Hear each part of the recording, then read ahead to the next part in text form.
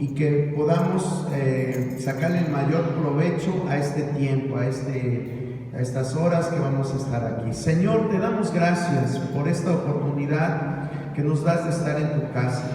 Gracias porque yo sé que tú has puesto el querer como el hacer para estar aquí, Señor. Tú nos has traído y te pedimos, Señor, que este tiempo podamos aprovecharlo al máximo, Señor. Quita de nuestra mente todo aquello que puede estorbar, quita todo pensamiento humano, todo lo que se levante en contra tuya, Señor, lo quitamos, Señor Dios, por tu poder, por tu sangre preciosa, Señor.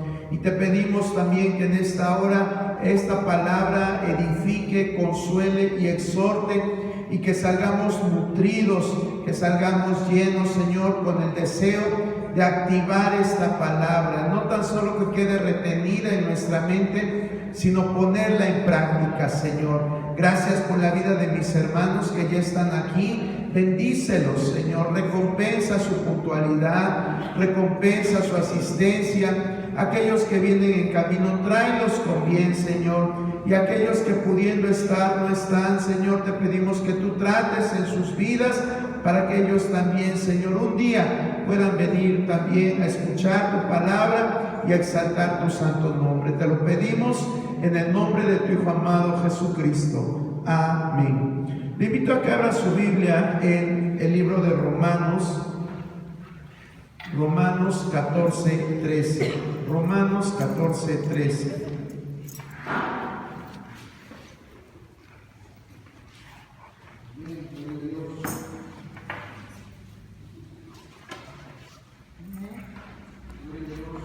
Voy a leerlo una vez, después lo leemos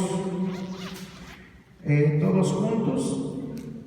Dice así la palabra del Señor. Romanos 14:13. Así que ya no nos juzguemos más los unos a los otros, sino más bien decidid no poner tropiezo u ocasión de caer al hermano. Ahora todos juntos. Así que ya no nos juzguemos más los unos a los otros, sino más bien decidid no poner tropiezo u ocasión de caer al hermano. Pueden sentarse, hermano. No sé si recuerdan que hace 8 días empezamos a hablar acerca de este tema. Esta es la segunda parte, no concluimos. El tema que dimos hace 8 días le pusimos cuida tu iglesia.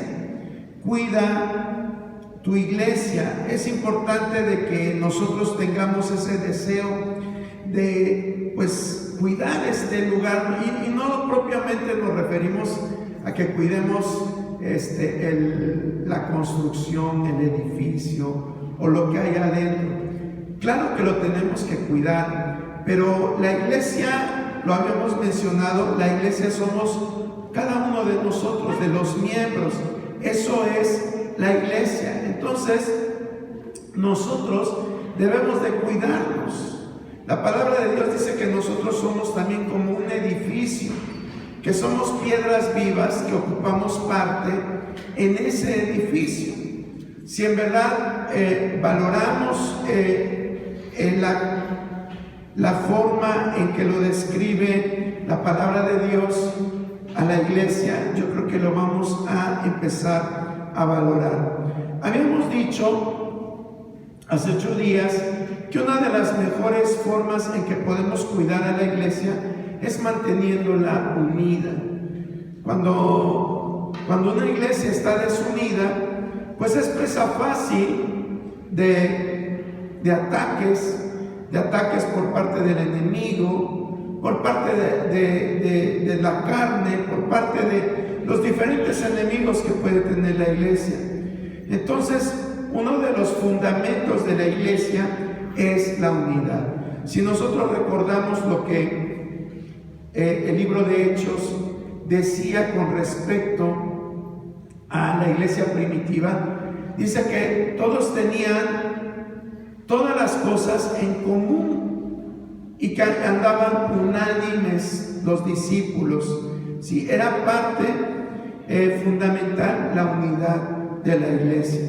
Entonces, ese principio que usa Dios desde el inicio de la iglesia sigue vigente. Tenemos que mantener unida la iglesia. Yo les había dicho que había 6 consejos prácticos que nos iban a ayudar a mantener la unidad de la iglesia.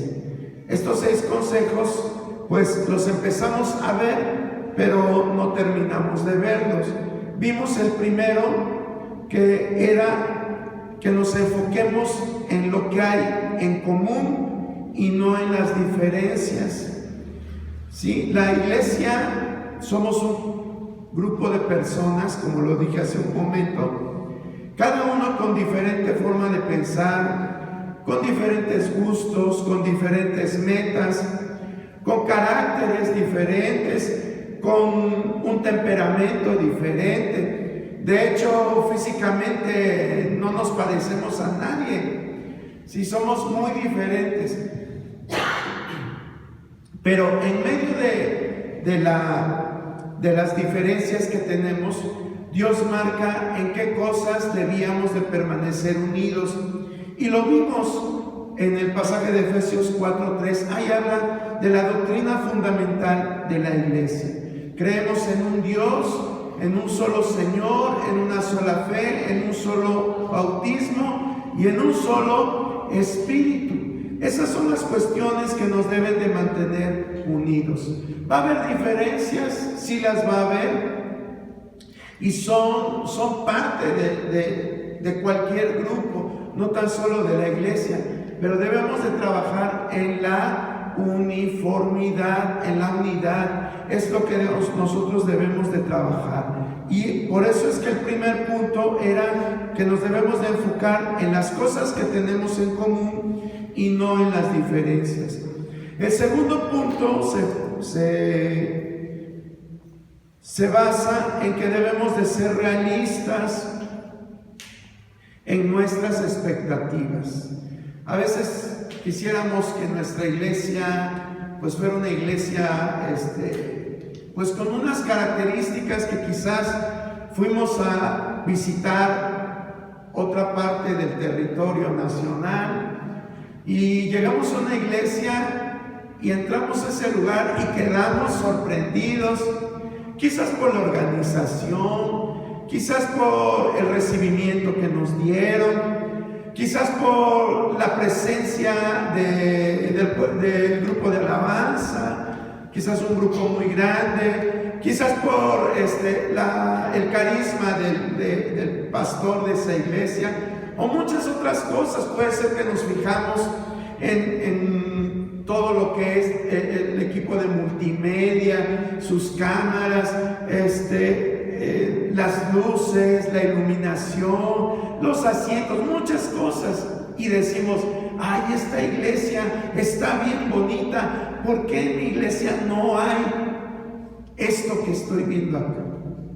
Y vivimos comparando. Hoy que es tan de moda o es tan común poder ver diferentes iglesias a través de las redes de comunicación, de los medios masivos, es tan común.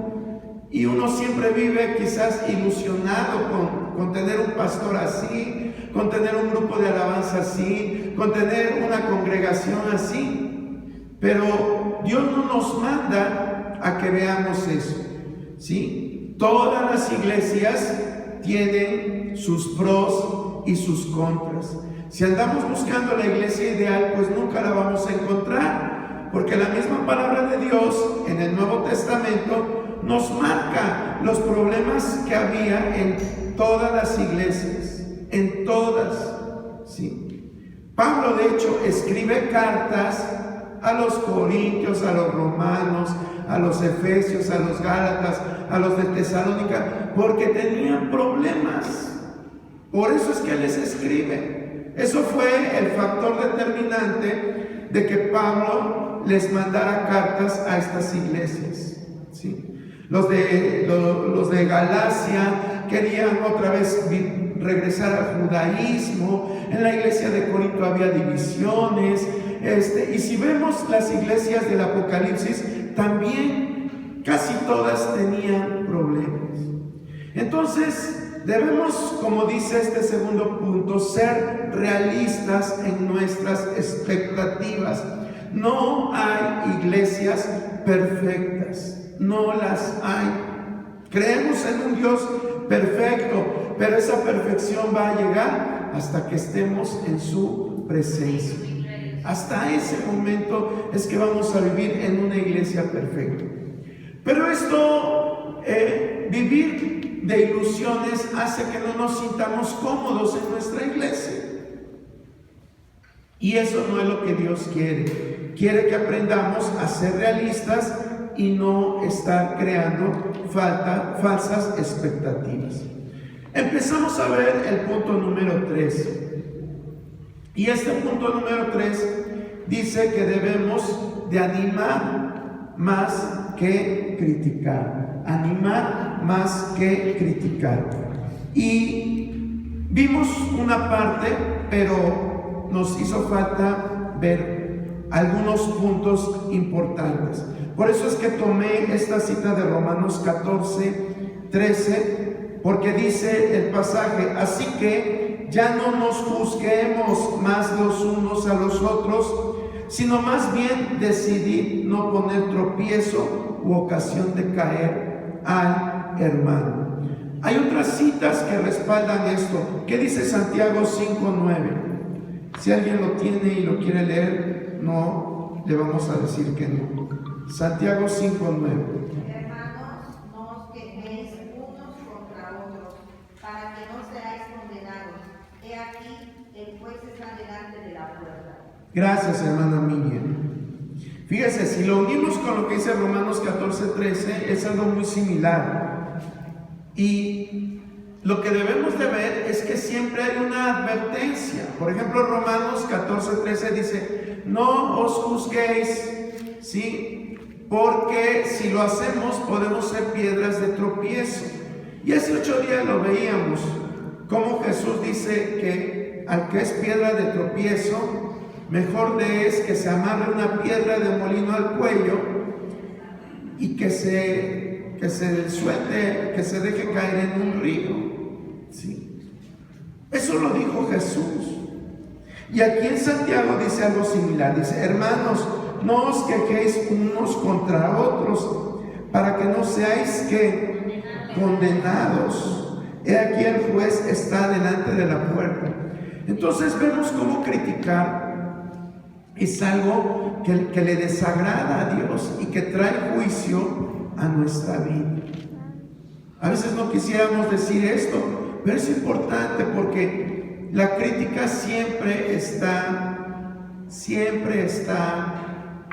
en la punta de nuestra boca, o en la punta de nuestra lengua, no en la punta de nuestra boca, en la punta de nuestra lengua siempre está. Entramos y vemos algo y decimos: ay, esos candiles están bien polvosos, llenos de telarañas. Y si venimos con alguien, se lo externamos. Y si no se lo externamos aquí, pues allá en la sobremesa de nuestra casa, ¿verdad? Llegamos a cenar y: ay, yo vi en el templo que está recochino eso. Pero no somos capaces de decir: fíjate que está sucio. O sea, podemos externar: está sucio. Para la siguiente semana voy a contratar unos andamios y me voy a subir yo mismo a limpiar esas telarañas. Eso no lo decimos, ¿verdad? No lo decimos. Ay, ese color de cortinas no me gusta, cada año ponen las mismas. Pero no decimos: voy a donar unos 80 metros, bueno, no creo que se lleven 80 metros, ¿verdad? Unos 30 metros de tela y voy a mandar a hacer las cortinas. ¿Cuántos decimos eso? No lo hacemos, ¿verdad? Es más fácil estar criticando, es más fácil estar pues juzgando antes que ayudar. Y a Dios, ¿cómo le molesta cuando tomamos esas actitudes? Nosotros lo vemos como algo normal. Llegamos, quizás nos sentamos en la mesa en lo que estamos comiendo. ¿Qué te pareció el mensaje? Nah, siempre predican lo mismo, siempre lo mismo. Siempre. Y hay personas que dicen eso, siempre lo mismo. Pero, ¿y si es que Dios ve que no cambiamos y siempre tiene que estar recordando lo mismo y lo mismo y lo mismo? Y nosotros no cambiamos, seguimos en lo mismo. Pues dice Dios, pues si sigues en lo mismo, te tengo que dar lo mismo. La misma palabra de Dios le dice Dios a la iglesia de Corinto: ustedes ya son para que estuvieran comiendo viandas, pero por su inmadurez tienen todavía que estárseles dando lechita. Eso es lo que pasa a veces. Y vuelvo a repetir, podemos poner muchos ejemplos de la crítica, de criticar. Es el pan nuestro en muchas familias el estar criticando, pero no hacemos nada por cambiar nuestro lenguaje. Y aquí vemos, miren, hay 4 cosas que suceden cuando nuestra vida se basa en estar criticando y criticando. La primera es que se pierde comunión con Dios. Cuando en nuestra vida estamos criticando, Dios dice: ¿saben qué? Aunque hayan orado muy bonito por los alimentos, aunque hayan dado gracias muy bonito por los alimentos y se hayan sentado y estén ahí comiendo cosas bien sabrosas, pero a mí no me gusta su plática, así es que me voy de esta mesa. Y se va Dios, porque simplemente no tolera que la gente esté criticando. ¿Qué dice Tito 3, 8 y 10? Tito 3, 8 y 10. Al 10, perdón.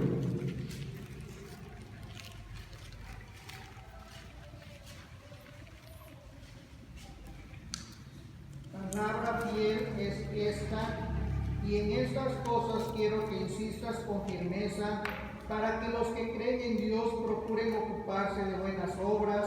Estas cosas son buenas y útiles a los hombres, pero evita las cuestiones necias y genealogías y contenciones y discusiones acerca de la ley, porque son vanas y sin provecho. Al hombre que cause divisiones después de una y otra amonestación, deséchalo. Gracias, hermana Clara. Fíjese cómo empieza diciendo este párrafo, este versículo. Dice: palabra fiel es esta, y en estas cosas quiero que insistas. Pablo le dice a Tito: en estas cosas tienes que insistir. ¿Por qué tenía que insistir? Porque son cosas que están arraigadas, cosas que estamos aquí escuchando.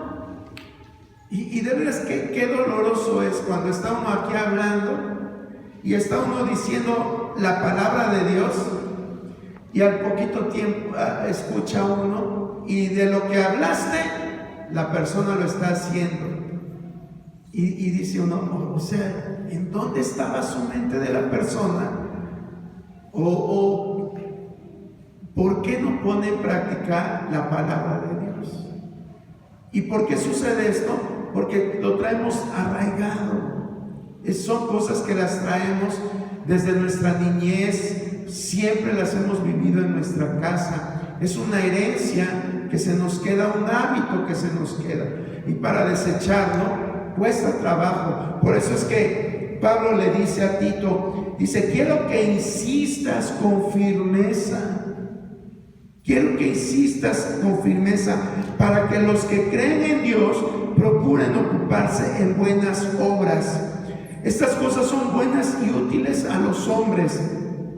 Dice: evita cuestiones necias. ¿Qué es una cuestión necia? Cuando está diciendo Pablo evita cuestiones necias, está diciendo que no te enfrasques en hablar cosas que tú no vas a cambiar. Y la crítica es eso.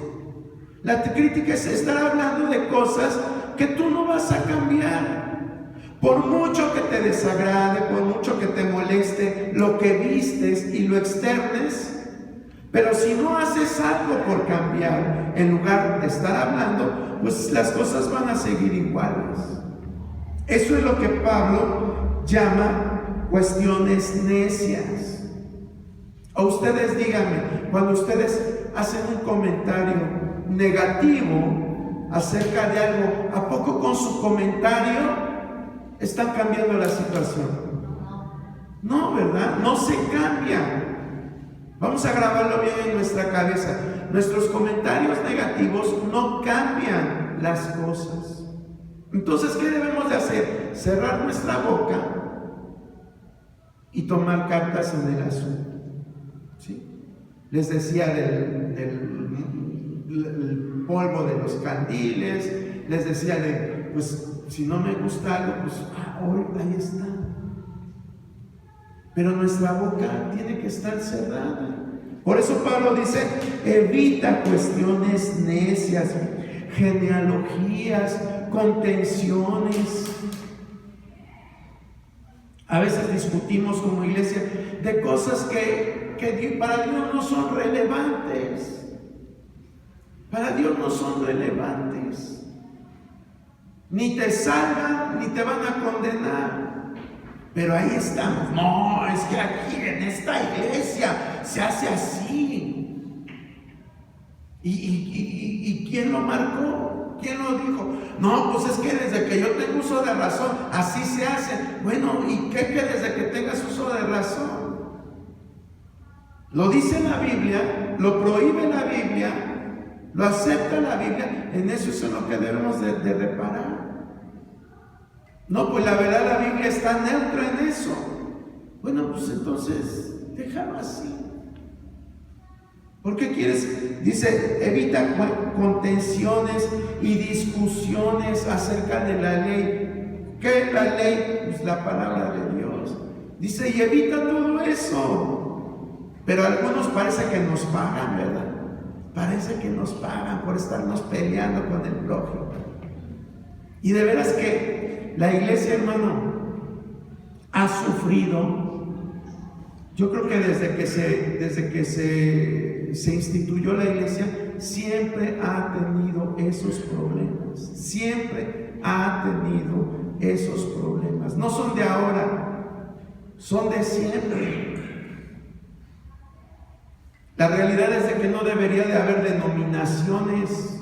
Si creemos en un solo Señor, en una sola fe, en un solo amor, en un solo bautismo, no debería de haber divisiones. No debería de haber denominaciones. Pero la realidad es de que pues hay diferencias. Y pues a mí, si no me gusta esto, pues yo hago mi grupito. Si no me gusta esto otro, pues me voy para acá y me salgo de la iglesia. Y siempre ha habido esos problemas en la iglesia. No creas que de apenas, esto tiene siglos.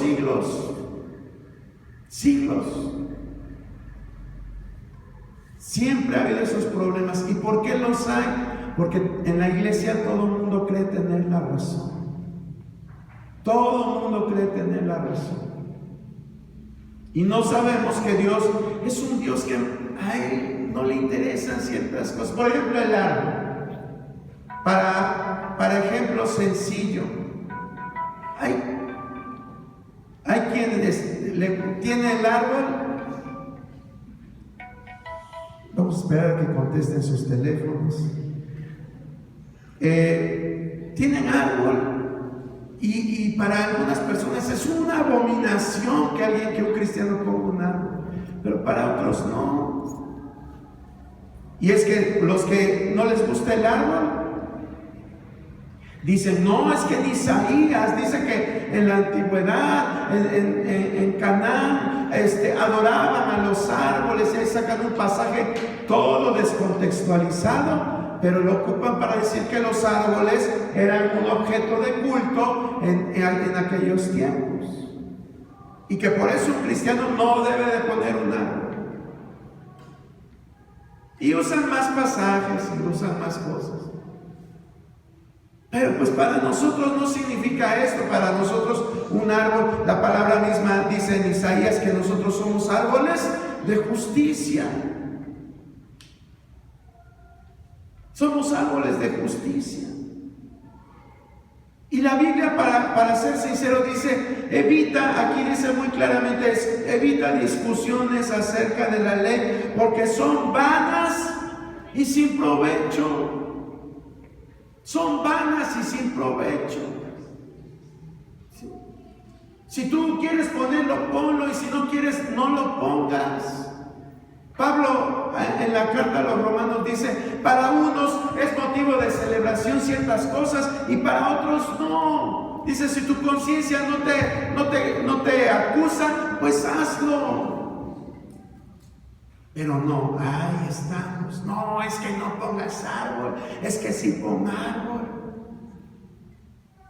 Y así hay muchas cuestiones que dividen las iglesias.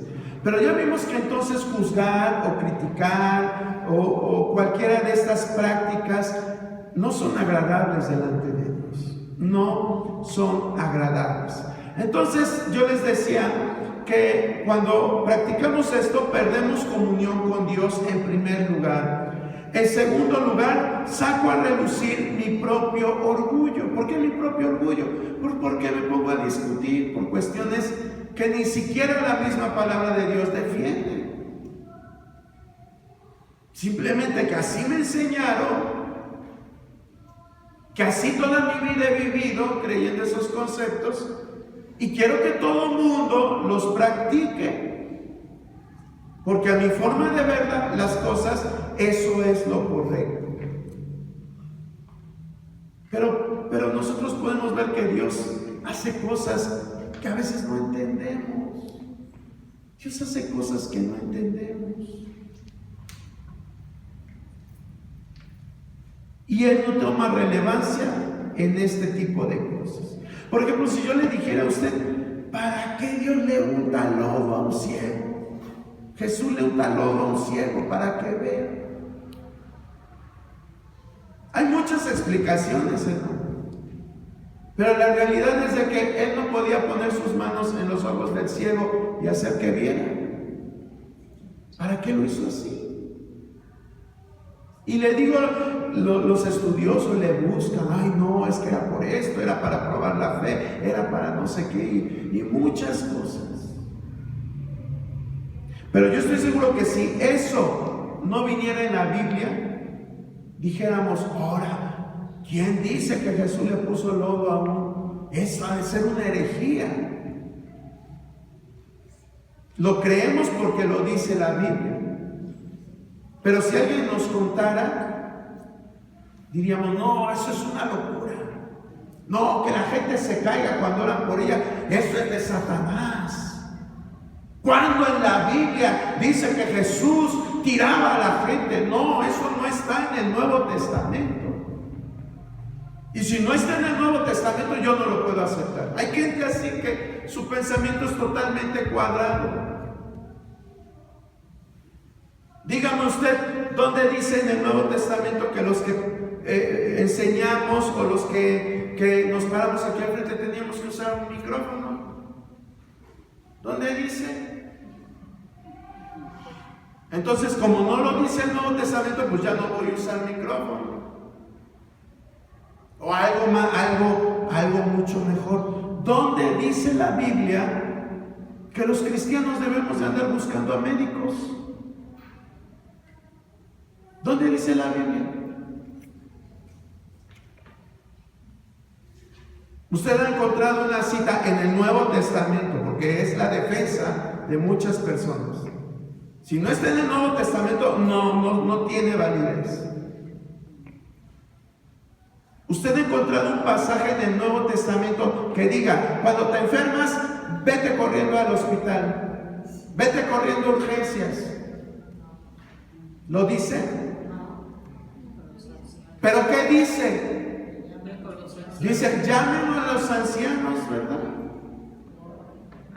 Y la oración de fe salvará al enfermo. Pero eso sí no lo aplicamos. Por aquí nos duele algo, y llamen al médico, llévenme a urgencias, me estoy muriendo, y ahí salimos corriendo.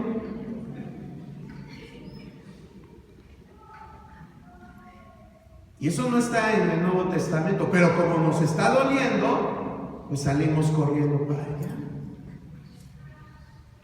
En la Biblia ningún cristiano andaba buscando a médicos. Pero hoy en nuestros días los cristianos andan siguiendo a los médicos. En el Nuevo Testamento, el único médico del que se habla, a él no lo andaban siguiendo, él andaba siguiendo al apóstol. Y Pablo nunca le andaba diciendo: ay, Lucas, mira, tengo aquí un aguijón, me duele la cabeza, no puedo ver, ¿qué me recetas? No le andaba diciendo. Cuando Timoteo tenía sus problemas estomacales, no le manda a decir Timoteo: ay, Timoteo, a ver, Timoteo, dice Lucas que te tomes este remedio. ¿O sí dice así la Biblia? No dice, ¿verdad? Sin embargo, nosotros lo hacemos. Y hasta dijéramos, vamos en contra de la palabra de Dios. En primera, por el texto que dice que llamen a los ancianos para que oren. En segunda, dice que Jesucristo llevó todas nuestras enfermedades en la cruz del Calvario. Y por su llaga fuimos nosotros sanados. ¿O no lo dice así? Pero ahí no entendemos la Biblia, ¿verdad? Ahí no la tomamos literal, porque no nos conviene. Pero para otras cuestiones necias, para eso sí. Oh, no, es que eso no viene en la Biblia. Eso no viene en la Biblia. Y eso sí queremos que la gente se sujete a lo que nosotros decimos. Pero no es así. Entonces, por eso a Dios le molesta cuando nosotros implantamos leyes que ni siquiera Él mismo nos ha puesto. Él decía y hablaba muy fuerte a los fariseos, porque decía: ustedes andan poniendo leyes que ni ustedes mismos pueden llevar. Que ni ustedes mismos pueden llevar.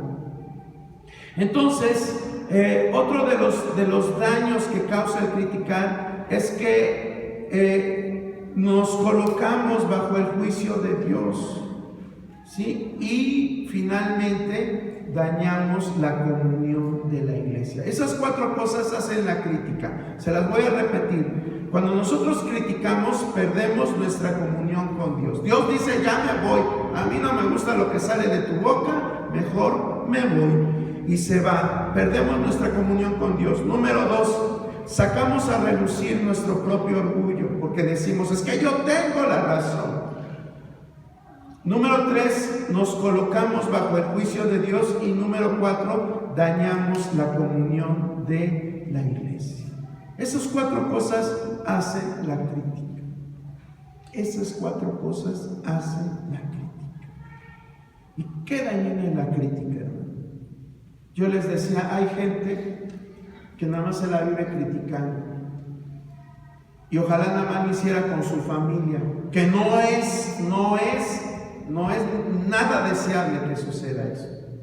Pero lejos de que no tan solo con su familia lo hace con otros miembros. Y si esos miembros no están firmes, se van. ¿Sí? Eso es lo que hace la crítica. Vamos al 4.º punto, ¿sí? El 4.º punto es: niégate a escuchar chismes. No vamos a redundar mucho en esto, porque hemos hablado acerca de estos. Pero vea usted lo que dice Proverbios 17.4. Proverbios 17.4. El malo está atento al labio inicuo, y el mentiroso escucha la lengua detractora. Gracias, hermana Chávez. Dice: el malo está atento al labio inicuo. ¿Sí? A lo mejor usted dice: es que a mí me dijeron, a mí me llegó el rumor. Un pajarito me dijo, ¿verdad? A veces así tratamos de excusarnos cuando nos pasan una información. Sí. Pero acá dice el malo, o sea, Dios está catalogando a esta persona como una persona mala. A lo mejor tú no estás diciendo el chisme, pero lo estás escuchando. Y el simplemente hecho de que tú escuches chismes te cataloga como una persona mala. Dice, el malo está atento al labio inicuo y el mentiroso escucha la lengua detractora. Hay personas que tienen su círculo de gente que los sigue y ¿saben cuál es el motivo de que siguen a esa persona? El chisme. ¿Sí? El chisme. Se reúne la gente ahí alrededor de los chismosos para estar escuchando lo que dicen. Y ese es el motivo de sus reuniones de la gente, el chisme. Está hablando acerca de los demás, cosas quizás verdaderas, quizás falsas en su mayor parte, pero eso es lo que tiene ahí, o sea, estar diciendo, hablando de los demás. Y una característica que tiene el chismoso es que el chismoso nunca habla de su vida. Curiosamente, el chismoso nunca habla de su vida. Se la pasa hablando de los demás, pero tú pregúntale algo de su familia y te contesta con evasivas. Sí, ahí vamos, ahí esto, sí, se compuso, sí, no da detalles. Fíjese cómo es el chismoso. ¿Quieres ver si una persona es chismosa? Pregúntale acerca de su familia y vas a ver que no te va a dar detalles de su familia. Ellos sí saben guardar sus secretos, pero los de los demás los esparcen como si fueran hojas de un árbol en otoño, ¿verdad? Se riegan por todos lados. ¿Qué dice también Proverbios 16, 28? El hombre perverso levanta contienda y el chismoso aparta a los mejores amigos. Gracias, hermana Karin. Fíjese, el chismoso aparta a los mejores amigos. El chismoso aparta a los mejores amigos. ¿Y qué es lo que buscamos en la iglesia? Unidad, ¿verdad? Pero aquí dice que el chismoso aparta. Qué triste es cuando hay mucho chismoso en la iglesia. 26:20 de Proverbios.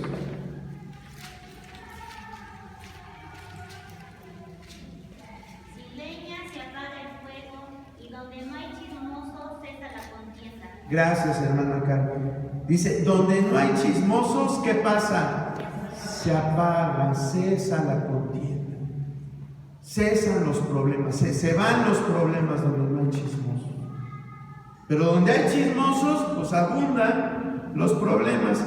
Y Proverbios 20:19, ¿qué dice?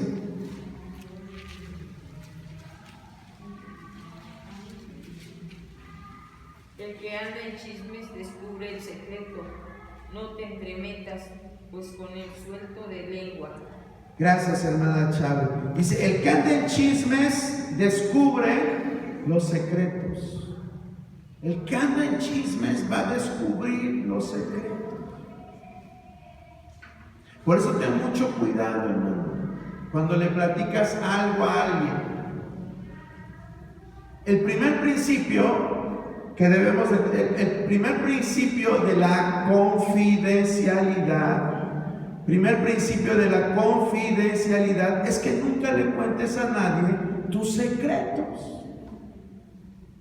Nunca le cuentes a nadie tus secretos. Ese es el primer principio. ¿Sabes por qué? Porque si tú no supiste guardar tu propio secreto, ¿crees que te lo va a guardar alguien más? O sea, si tú estás diciendo, ay, es que este es mi secreto, te lo voy a contar, manita, porque eres mi mejor amiga, y ahí le estás contando a la manita o al manito.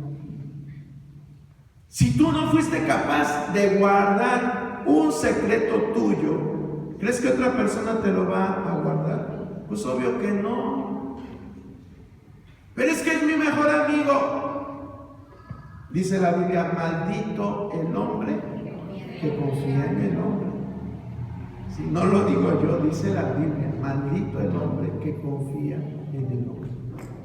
No andes contando. A veces cuando una persona llega a su juventud, en medio de la inexperiencia, anda contando. Y por eso es que en la adolescencia, en la juventud, se pierden amistades. Porque tú le dices a tu compañero o a tu compañera de la secundaria, ay, me gusta tal muchacha, me gusta tal joven. Y luego resulta que ya a la que le contaste ya anda con el que te gusta. Y era tu mejor amigo, tu mejor amiga, la inseparable, la de toda la vida.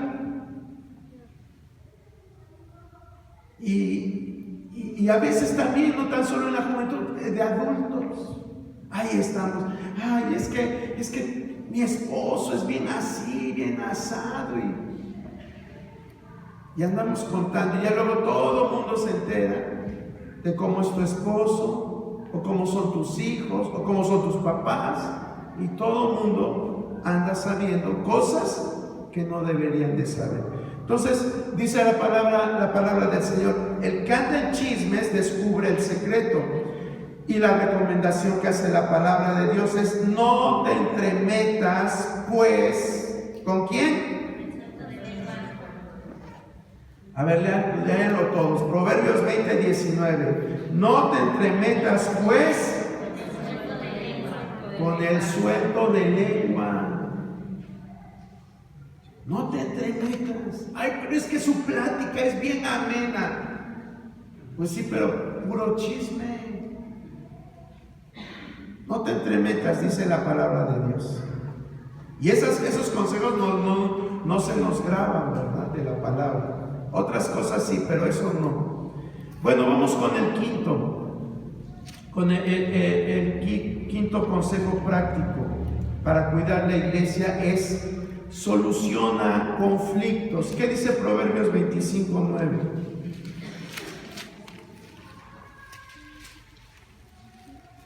Trata tu causa con tu compañero y no descubras el secreto a otro. Gracias, hermanas. Dice, trata tu causa con tu compañero. Cuando tenemos un conflicto, ¿qué es lo primero que hacemos? Cuando tenemos un problema con alguien, ¿qué es lo primero que hacemos? ¿Te peleas con el marido, a las que son casadas, o te peleas con tu esposa, los que son casados? ¿Y qué es lo primero que haces? A ver, la experiencia.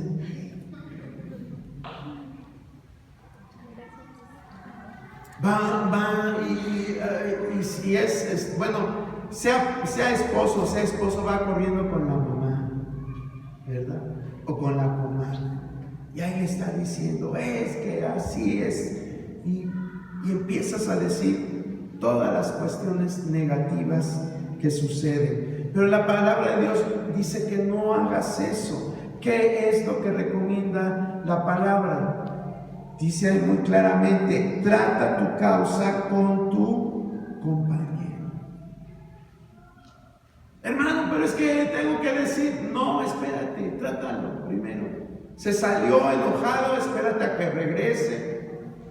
O si tú te saliste enojada, vete a dar una vuelta, vete a hacer algo, regresa y arregla las cosas. Eso es lo que la palabra de Dios nos aconseja. No dejes que pase el tiempo.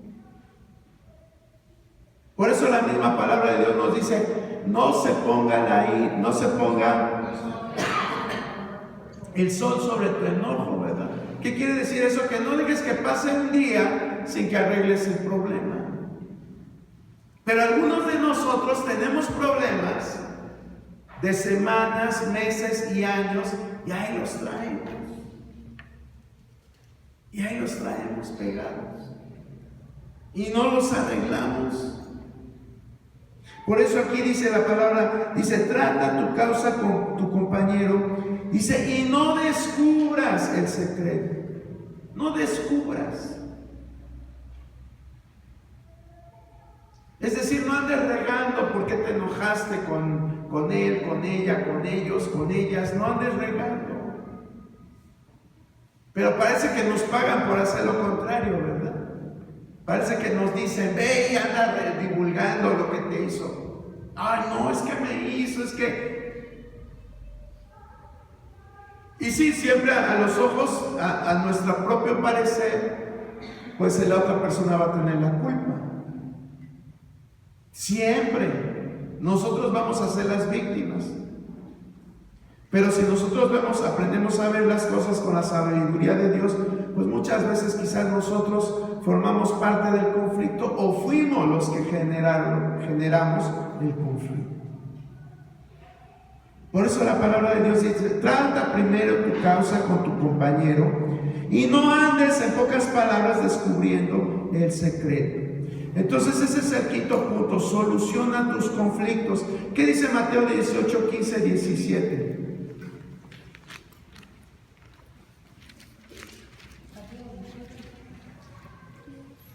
Mateo 18, 15 al 17. Por tanto, si tu hermano peca contra ti, ve y repréndele estando tú y él solos. Si te oyere, has ganado a tu hermano. Mas si no te oyere, toma aún contigo a uno o dos, para que en boca de 2 o 3 testigos conste toda palabra. Si no los oyere a ellos, dilo a la iglesia, y si no oyere a la iglesia, tenle por gentil y publicano. Gracias, hermana Clara. Pues aquí está la forma práctica. Proverbios del principio y Jesús pone prácticas las cosas. Dice, si tu hermano peca contra ti, ve y repréndelo. Reprender no se refiere a que vayas y lo regañes. Ese no es el sentido de la palabra reprender, ¿sí? Sino que ve, quiere decir ve y aclara las cosas. Dice, estando tú y él solos. Dice, si te oye, has ganado a tu hermano. Mas si no te oye, toma un contigo a 1 o 2, para que en boca de 2 o 3 testigos conste toda palabra. Y si no los oyere a ellos, dilo a la iglesia. Fíjese, esto está interesante, ¿verdad? Dilo a la iglesia. Hoy no lo hacemos. ¿Por qué no lo hacemos? ¿Por qué? Hermano, porque muchas veces dicen que si nosotros, lo digo por mí, si nosotros externamos lo que siento o lo que me está pasando, hay personas nuevas y vamos a tratar de lastimarlos. Muchas veces por eso se calla uno. Ese es algo que, gracias hermana Chávez por decirlo, ese es algo que muchas veces detiene las cosas, ¿verdad? Para que no se haga el tercer punto, ¿sí? El tercer punto. El primero es ve y arréglalo personalmente. El segundo es, si no te hace caso, pues llámate a 2 o 3 personas y vayan y arreglen. Y el tercero es ve y delante de toda la iglesia. Pero la sabiduría de Dios no puede estar equivocada. No puede estar equivocada. Es cierto, pensamos en las personas nuevas, pero el hecho de que nosotros digamos, miren, hay este conflicto, no significa de que vamos a regañar a la persona con la cual no se puede arreglar el problema. Simplemente lo que se trata es de conciliar las cosas, o decir, es que hay una situación, iglesia. Hay una situación, pasa esto. ¿Qué es lo que se pretende? El principal propósito no es evidenciar a la persona. Vuelvo a repetir, no es el principal propósito evidenciar a la persona, sino hacer que la persona recapacite. ¿Sí? Ese es el principal propósito de hacerlo así. Si esto estuviera establecido en la iglesia, créeme que no habría tantos malos entendidos en las iglesias. ¿Por qué? Porque dirías, o se arregla o se arregla personalmente, o se arregla con los testigos, o van a evidenciar lo que pasa. Entonces mejor ahí me paro. Si aman la iglesia, dices, ahí le paro, trato de hacer las paces y ahí muero. Ese es el propósito de que se diga que se va a someter al juicio de la iglesia. Que se pare todo antes de llegar a ese punto. Pero como la realidad es de que nunca lo hacemos como dice la Biblia, pues por eso siguen los conflictos, siguen los malos entendidos. Fulanita va al templo y me cae regorda, pero pues ahí la tengo que soportar. Fulanito no lo soporto, pero ahí lo tengo que soportar. Y así estamos. Y así, muchas veces así estamos. Sí, pero el propósito no es de que lleguen las cosas al tercer grado o la tercera situación, sino que se calmen. Ahora sí, vamos a llamarlo reservadamente. Que las aguas se aplaquen sin causar estragos. ¿Sí? Ese es el punto. Pero pues decimos, es que no lo hacemos. En primera, no lo hacemos porque decimos, es que se vayan a ofender y se van a ir. Bueno, si se ofenden y no entienden, pues lo hicimos conforme la Biblia. ¿Sí? También la palabra de Dios dice que si no lo haces, en otra parte de la palabra dice, tenlo por gentil o publicano. ¿Qué era un gentil o un publicano? Era alguien que no formaba parte de los seguidores de Jesús. ¿Sí? Ahí lo dice, tenlo por gentil o publicano. Entonces también esa forma de actuar diciéndosela a la iglesia es para descubrir las verdaderas intenciones de las personas. Dice un dicho callejero, ni son todos los que están, ni están todos los que son. ¿Sí? A veces estamos aquí, pero no somos salvos. ¿Por qué? Pues porque no hacemos lo que dice la palabra de Dios. Nos llamamos cristianos, pero no hacemos lo que Dios nos dice. Y dice, y Jesús mismo dijo, ustedes son mis discípulos si obedecen mi palabra. Entonces no basta con que yo ahorita les pregunte y diga, ¿cuántos hijos de Dios hay aquí? Y todos respondan, ¡amén! No es así. Porque a lo mejor yo digo, ¡ay, todos aquí son cristianos! Pero dice la palabra que Dios escudriña el corazón. Yo veo lo que tengo enfrente, pero Dios escudriña el corazón. Y cuando Él escudriña y ve que no somos obedientes a sus palabras, pues dice, en aquel día me dirán, Señor, en tu nombre hice esto, en tu nombre. ¿Y qué va a decir el Señor? Apártate de mí, no te conozco. ¿Sí? Eso es lo duro de la Biblia, que a veces no lo entendemos, pero así sucede. Entonces, ¿por qué sucede? ¿Por qué les estoy diciendo esto? Porque llegamos a esta forma de arreglar las situaciones y que no lo hacemos como iglesia. ¿Por qué? Por prejuicios, por temores, por miedos, por lo que sea, y no lo hacemos. Pero si Jesucristo mismo lo está diciendo, es porque tiene validez, y si lo hacemos de esa forma, vamos a evitar que la iglesia esté dividida, desunida, con conflictos, con contiendas, con enemistades, con todas esas cosas que a Dios no le agradan y que no nos ayudan a crecer. Eso es lo peor. Eso es lo peor. Que si no hay unidad, pues por más de que estemos orando, que Dios nos haga crecer, que Dios mande un avivamiento, pero pues si no hay unidad, pues no va a suceder. Así de simple y sencillo. ¿Sí? Entonces debemos de trabajar en todo esto. Y finalmente, el último punto, y que me cuesta trabajo hablar, pero que es necesario que lo entendamos, es que debemos apoyar el liderazgo. Debemos de apoyar el liderazgo. ¿Qué dice Primera de Tesalonicenses 5, 12, 13? Primera de Tesalonicenses 5, 12, 13.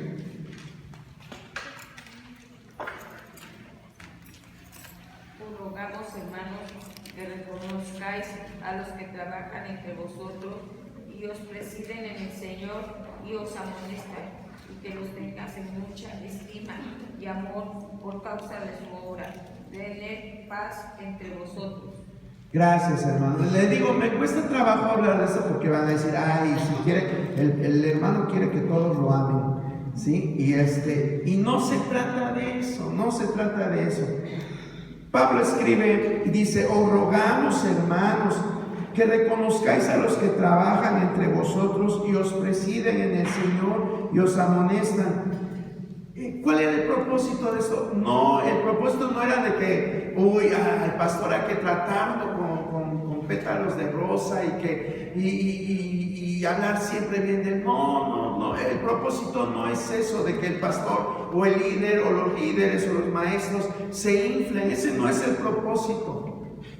El propósito de estas palabras es de que se camine en una misma visión. Ese es el propósito, de que se apoyen, ¿sí? Esa es la primera, digamos, indicación que nosotros debemos de pensar. Cuando está hablando así aquí la palabra, no es para que se le haga una estatua o se le honre, bueno, honrar sí, así lo dice la ley, pero que se le sobrevalore, vamos a decirlo así. El propósito de esto es de que estemos apoyando, ese es el propósito de que Pablo escriba esto. ¿Y por qué debemos de hacerlo así? Dice la palabra que Dios es el que pone y quita reyes. ¿Sí lo ha leído usted? Sí. Él es el que pone la gente. A lo mejor tú piensas que fueron votos, si pensamos en presidentes, en líderes políticos, decimos, pues es que los votos. Pues sí, la gente vota, pero el que mueve la masa de gente, pues es la voluntad de Dios. Él es el que mueve, hermano. Sí. Él es el que está siempre detrás de todo. Eso es algo que debemos de entender. Porque a veces pensamos y decimos, no, pero es que, y más dentro de la iglesia decimos, es que yo no comparto la forma de pensar del pastor, yo no comparto la forma de pensar del presidente de determinada directiva, yo no comparto.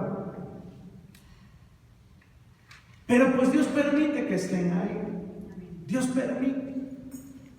A lo mejor es una persona excelente, a lo mejor es una persona no tan excelente, a lo mejor es una persona mala, porque suele suceder también.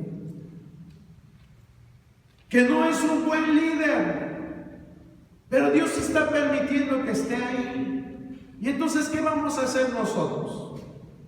Si vamos al extremo de pensar que esa persona que quedó de líder a mí no me gusta, tiene muchos defectos, y los podemos enumerar y sale una listísima, gigantísima, y podemos estar siempre en contra. ¿Pero usted cree que eso es agradable delante de Dios? No es agradable. No porque yo no quiera que usted esté en contra mía, sino porque yo le quiero decir que pues Dios es el que determina las cosas. Dios es el que determina. Mire, había un rey, el primer rey de Israel. ¿Cómo se llamaba el primer rey de Israel? Saúl. Era un rey que Dios lo escogió, Dios lo sacó de donde estaba, de una tribu que el mismo Saúl decía, una tribu insignificante, venía de la tribu de Benjamín. Y era una persona tímida, era una persona insegura, era el hijito de papá, pero Dios permite que él tenga un encuentro con su poder, porque se le perdieron unos burros y fue a consultar al profeta Samuel. Y Samuel le dice dónde estaban los burros. Y Dios le dice a Samuel, ese es al que voy a escoger para rey de Israel. Y Dios lo usó a Saúl.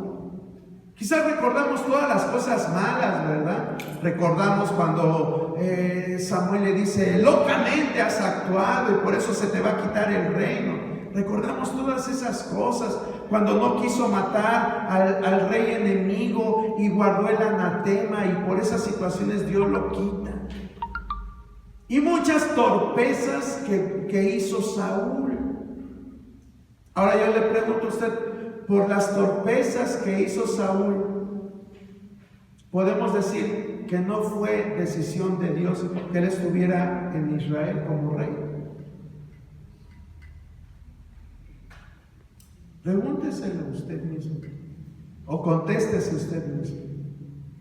¿No fue designado por Dios mismo? Sí. Sí fue designado por él. Saúl cometió torpezas, es verdad. Y eso le valió para quitar, desechar. No tenía la simpatía de mucha gente, porque cuando David fue a pelear contra el gigante, y sabemos que la gente vitoreaba y le decían a David, David, Saúl mató a 1000 y David a sus 10,000. Pues la popularidad del rey se estaba yendo para abajo. Y yo le pregunto a usted, por esta situación, David enseguida quiso ascender al trono. No, ¿verdad? Incluso cuando pudo haberlo matado, ¿qué fue lo que hizo? Lo que dijo. Dice, es el ungido de Jehová. Fíjese. Y se mantuvo en una posición pues de respeto. ¿Y a cuántos nos cuesta a nosotros tomar el ejemplo de David? No estamos de acuerdo con algo, nos vamos, andamos esparciendo nuestra indignación, andamos esparciendo nuestro dolor, ¿no? Andamos esparciendo y contaminando en lugar de esperar en Dios. En lugar de esperar en Dios, podemos llegar delante de Dios y decir, Señor, es que este hombre está re maleta, Dios. Claro, se vale decirlo, pero no. ¿Por qué optamos? Por mejor hacer nuestros grupitos, irnos de la iglesia. ¿Y cuántas cosas hacemos?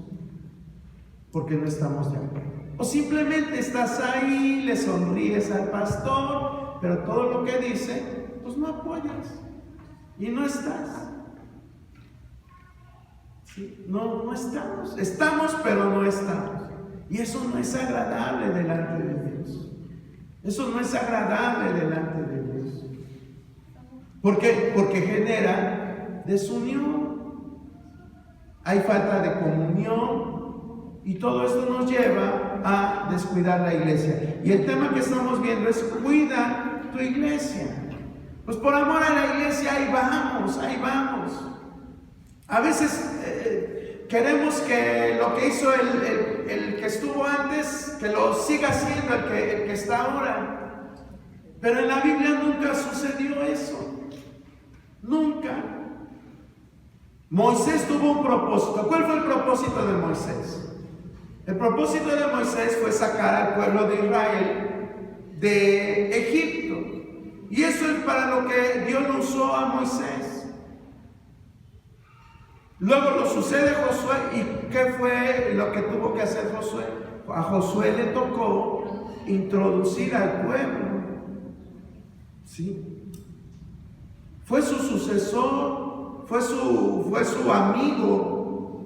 Pero tenían propósitos diferentes, propósitos completamente diferentes. Dios quería, más bien dicho, David quería hacerle una casa a Dios. Se puso a comprar madera, juntó metales preciosos, la quería adornar, pero ya que tenía todo, le dice Dios, espérate, David, ¿sabes qué? tú has derramado mucha sangre y a ti no se te va a conceder el que tú construyas la casa para mí. Híjole, hermano. Y tanto que David decía, mejor me es un día en tu casa que 1000 fuera de ellos. Y nunca lo pudo cumplir. ¿Y quién lo vino a cumplir? Su hijo. ¿Verdad? Tenían propósitos diferentes. Pero a veces en la actualidad no nos podemos a pensar en eso. Decimos, no, es que así eran las cosas y así tienen que seguir. Y seguimos con esa mentalidad. ¿Y eso a qué nos lleva? A un conflicto. Que decimos, es que no sé quién lo puso, dónde tenían la cabeza los presbíteros, dónde tenían la cabeza. Y trae conflicto. Entonces, todos estos puntos, hermanos, ya me requete pasé, perdón, hermanos, ya me requete pasé de tiempo, pero ya no quería una tercera parte, ya por eso aquí le cortamos. Cuidemos estos puntos, hermanos, se los voy a mencionar. Número 1, enfócate en lo común y no en diferencias. Sé realista en tus expectativas. Número 3, anima más que criticar. Número 4, niégate a escuchar chismes. Número 5, soluciona conflictos. Y número 6, apoya el liderazgo. Apóyalo. Si quieres que tu iglesia se mantenga unida. Vamos a dar gracias en esta hora.